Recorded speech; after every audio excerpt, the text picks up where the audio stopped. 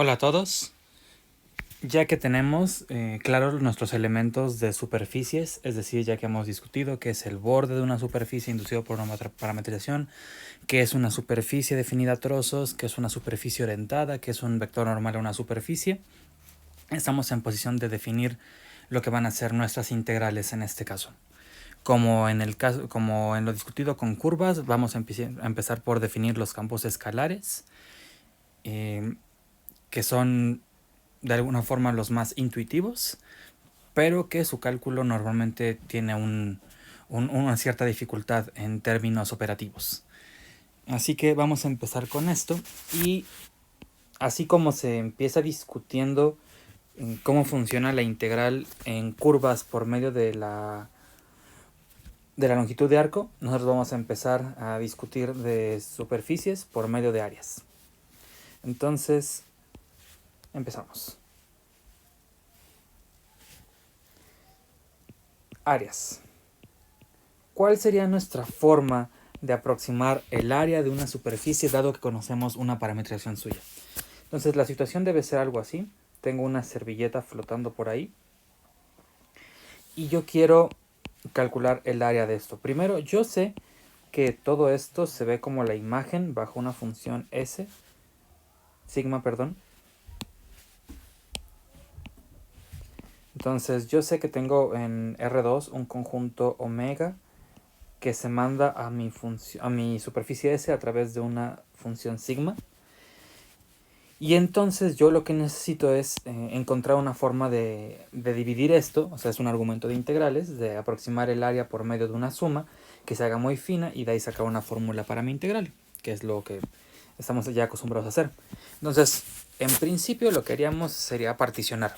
Así que yo podría pensar en particionar primero mi conjunto omega, me quedaría con sus rectángulos interiores o lo que fuera necesario, a los que yo les voy a llamar R y J. Y esta partición me debería de inducir una partición también, no en un sentido estricto, pero sí al menos de manera geométrica, me debería de inducir una partición en S, que va a estar conformada de rectángulos S y J, que serían como aproximadamente la imagen de los R y J. Entonces, esa sería mi situación a muy grandes rasgos. Así que si yo quisiera aproximar el área de S, lo primero que intentaría hacer sería sumar todas las áreas, y esto está doblemente indizado porque estamos en rectángulos de R2. Entonces estaría sumando todas las áreas de los S y J. ¿Sí? Esto yo haría en un principio. Y como suponiendo que estos son suficientemente finos, estos de acá también son suficientemente finos, yo podría pensar que estos son rectángulos por sí mismos. Ahora, para calcular el área de un rectángulo, nosotros tenemos un elemento geométrico muy conveniente que es el vector normal. Entonces, esto es propiedad de cálculo 3, si ustedes lo recuerdan. Si ustedes tienen un rectángulo, o mejor, o ya de manera más general, un paralelogramo definido por dos vectores, entonces el área del paralelogramo que ellos generan está dado justamente por el vector normal. Así que si estos ya son aproximadamente rectángulos, esta área está dada por la suma. Aquí ya es una aproximación porque estoy diciendo que más me vale que sean parecidos a rectángulos. Entonces tengo una suma doblemente indizada y estos serían normas de vectores cruz, mejor dicho, definidos como producto cruz. Entonces aquí yo tendría un vector, aquí yo tendría otro, y estos dos están generados por sigma, pero cada uno de estos, como aquí estoy haciendo particiones con los rectángulos habituales, cada uno de estos tienen lados constantes con respecto de una variable. Entonces, aunque esto me va a quedar una expresión medio larga, yo vería más o menos lo siguiente. Tendría, por ejemplo, un S de Ti SJ menos sigma, perdón, de Ti menos 1 SJ. Y eso cruz, otro similar a eso, a esa expresión. S de Ti SJ menos, aquí claramente ya se me acabó el espacio,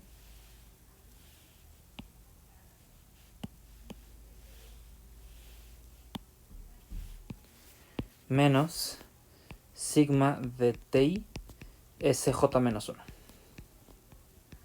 Entonces estoy usando que el área de un paralelogramo está dado por la norma del cruz de los vectores que lo generan. Así que ya tengo eso de ahí. Y empiezan a llover mis hipótesis. Entonces lo primero que diría es que como estos son finalmente como funciones parciales, o sea, estoy dejando una fija y la otra es la que está corriendo, entonces con hipótesis suficientemente buena sobre sigma, que la hipótesis aquí por excelencia es clase C1, esta resta yo la puedo aproximar estilo teorema de valor medio a través de una derivada. Y como esto es solamente función, o lo estoy considerando solamente como función de la primera entrada, hablaría de una derivada parcial con respecto de la primera entrada. Entonces esto de acá va a ser igual a la suma doblemente indizada de la norma de quién. Entonces aquí yo estaría sacando la derivada por la longitud del intervalo. La longitud del intervalo sería, como solamente estoy variando en la primera entrada, sería ti menos 1. Entonces aquí yo tendría un ti menos 1 por la derivada de esta función con respecto a su primera entrada, a lo que le vamos a llamar d sigma con respecto de x. Y aquí estaría yo evaluando en un punto de la forma xi y sj, ¿no? Porque en cada j yo estoy haciendo lo mismo. Ok. De hecho, esta xi también dependería de sj, pero pues ahorita no quiero agregar mucha notación. Hago lo análogo del otro lado. Entonces en el otro lado yo veo que está variando la segunda entrada. Así que la longitud de ese intervalo es sj menos sj menos 1 por d sigma con respecto de y. Y aquí yo habría algo similar, sería el ti, y estoy evaluando en un eta j. Otra vez, este eta j también debería depender de i, pero no quiero agregar mucha notación. Luego aplico propiedades lineales del producto cruz y de la norma. Como estoy hablando como si fuera esto una partición, entonces ti es mayor a ti menos 1 y sj es mayor a sj menos 1. Entonces estos de acá salen simplemente multiplicándose. Ti menos 1 por sj menos sj menos 1. Y acá dentro de la norma, para ya empezar a ahorrar notación, voy a escribir d sigma de x evaluado en un punto xi y j, cruz d sigma de y evaluado en un punto eta y j.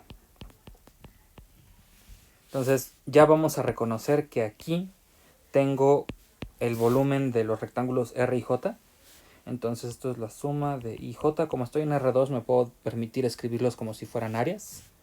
Así que esto sería otra vez un normal, la norma de este cruz. Y como estoy aplicando teorema de valor medio a cada una de estas dos funciones, a cada una de las funciones parciales, en principio no puedo garantizar que estoy evaluándolos en el mismo. Eso es como siempre importante, por el área de R y J. Y otra vez empiezan a llover hipótesis, y una de las cosas que voy a decir es que estos dos son suficientemente cercanos si los rectángulos son suficientemente pequeños, lo que no es otra cosa que un argumento de continuidad uniforme. Así que esto va a ser aproximadamente igual a la suma de IJ. ¿De quién? De d sigma de x en un z y j cruz de sigma de y en el mismo z y j. Entonces aquí estoy usando que ambas son uniformemente continuas en omega, y esto va a ser de tal suerte que yo puedo encontrar un aproximado a ambos, ¿no? Que yo puedo controlar la delta y por lo tanto estos dos son cercanos entre sí y cercanos a uno común. Por el área de R y J, y si ustedes se dan cuenta, esto no es más que con hipótesis geométricas amigables, es decir, que Z pertenezca a R. Esto debería ser una suma de Riemann que está aproximándose a la integral sobre omega, porque los R y J son los rectángulos interiores a omega, de la función norma del vector normal. Entonces todo esto es un argumento de suma de Riemann.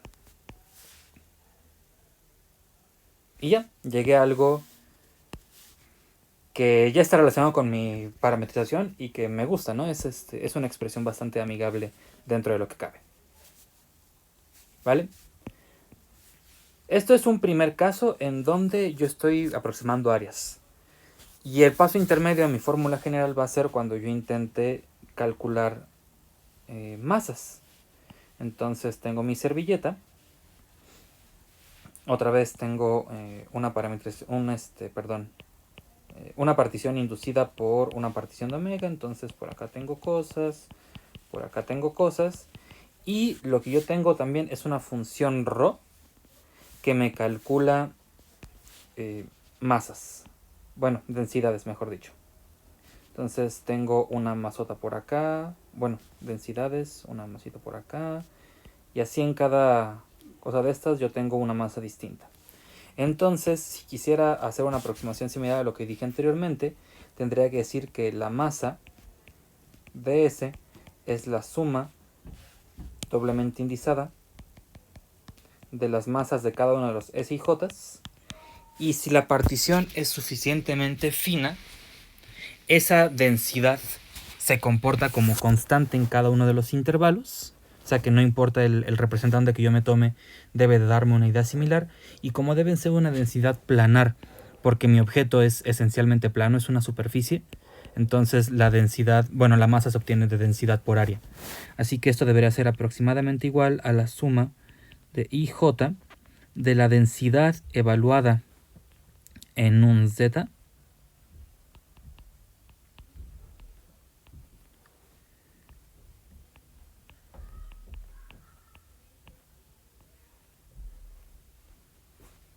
¿ok? Entonces, esto es suponer que ya es mi partición tan fina que yo puedo tomar a las densidades como independientes del representante en cada intervalo, en cada rectángulo. Por todos los razonamientos anteriores, esto debería ser aproximadamente igual a la suma doblemente indizada de quién. Ya tengo una expresión aproximada para cada una de las áreas de las subsuperficies. Así que aquí vería algo de la forma ρ evaluado en z por el normal, la norma del normal evaluada en z también,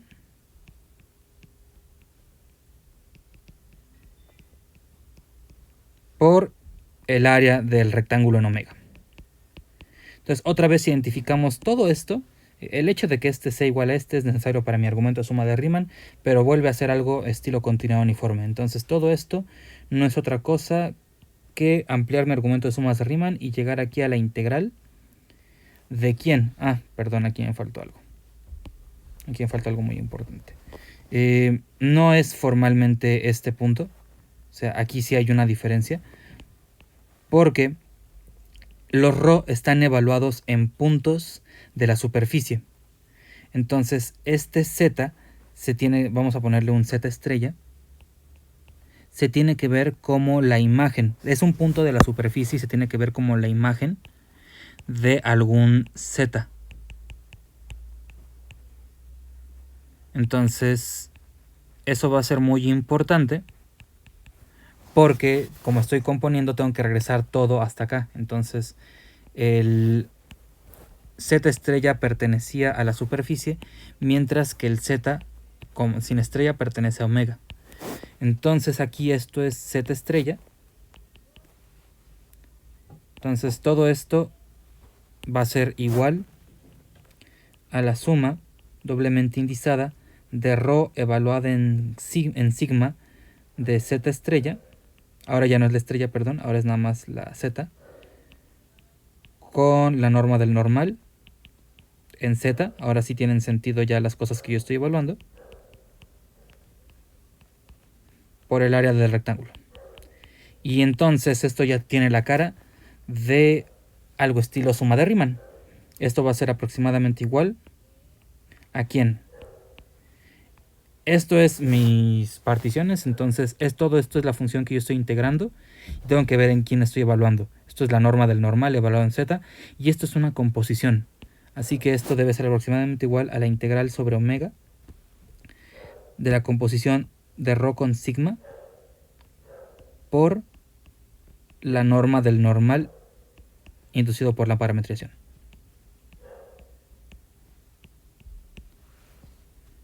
Y ya, esta es la fórmula a la que yo quería llegar.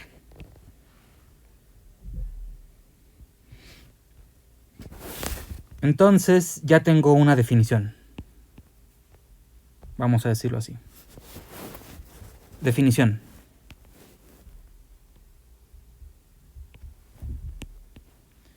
Sea sigma que va de omega en R2. Bueno, completo, ¿no? Es sigma que va de un abierto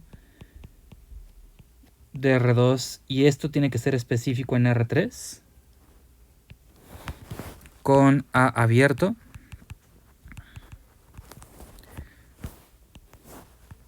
omega cerradura en A, omega Jordan medible, sigma de clase C1 y S que sea la imagen de sigma. Digo, la imagen bajo sigma de omega. Sea f, o sí, en general, una función que va de ese conjunto S, que es un subconjunto de R3. Todo esto ya es específico de R3, ya no es teoría general de superficies, sino que todo lo que estoy haciendo lo voy a hacer específicamente en R3. Y que sea un campo escalar, entonces una función que va de R3 en R. Continua.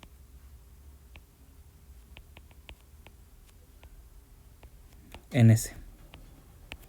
Definimos. Y aquí hay varias notaciones, como uno puede esperarse. Son notaciones que pretenden reflejar la naturaleza de la operación que estamos realizando, pero la notación que vamos a estar usando nosotros para intentar hacerlo un poco más amigable es: definimos la integral sobre S de f por la norma del diferencial. Y esto lo vamos a definir de acuerdo con las fórmulas que encontramos antes como la integral sobre omega de f compuesta con sigma por la norma del normal definido por sigma.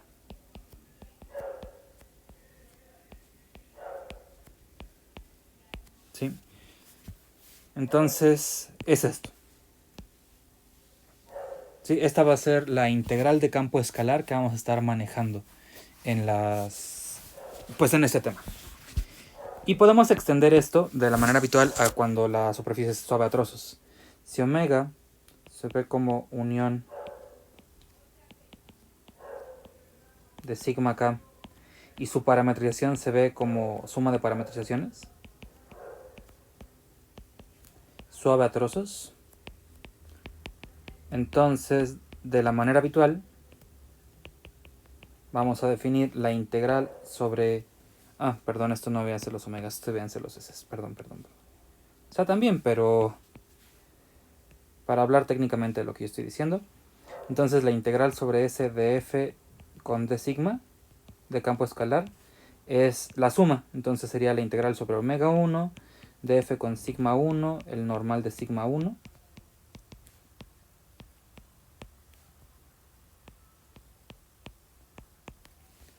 Más muchas cosas, más el último. Entonces todo esto se extiende de la manera habitual. De sigma k de x cruz de sigma k de y. Entonces todo esto es la manera natural. Claramente una función, una integral definida así satisface propiedades de linealidad. Entonces vamos a estar haciendo bastante seguido. Esto es como una propiedad de sigma aditividad porque me estoy separando en varios conjuntos de R2 distintos. Tendríamos que demostrar que esto es independiente de la parametrización. Cuando yo reparametrizo, yo tendría que demostrar que dos son iguales, que vamos a platicar un poco por qué es cierto en el siguiente video y vamos a hacer un par de ejemplos tranquilos, ¿no? Son ejemplos sencillos. Entonces dejamos aquí y nos vemos a continuación en el siguiente video.